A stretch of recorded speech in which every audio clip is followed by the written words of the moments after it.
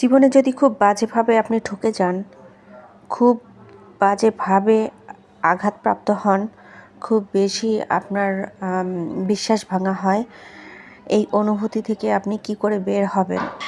এটা কিন্তু খুব খুব একটি ডিপ্রেশন, যেটা প্রতিনিয়ত মানুষকে ধুকে ধুকে মেরে ফেলে।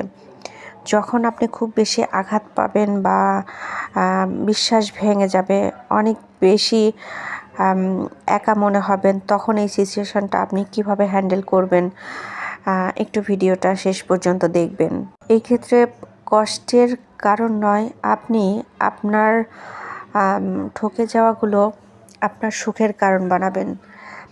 আপনি তখন নিজেকে এমনভাবে তৈরি করবেন যেটা আপনি আল্লাহর কাছে শুধু বলবেন যে, আল্লাহ, তুমি আমাকে যে শিক্ষা দিয়েছ আমি বুঝে গেছি বা আমি শিক্ষা পেয়েছি। আমি বুঝে গেছি যে আমার আপন আল্লাহ তুমি ছাড়া আর কেউ নেই। আমার লাইফের এই ঠকে যাওয়াকে অ্যাজ এ লেসন হিসেবে, লাইফের একটি অভিজ্ঞতা এবং শিক্ষা হিসেবে আমি মেনে নিলাম।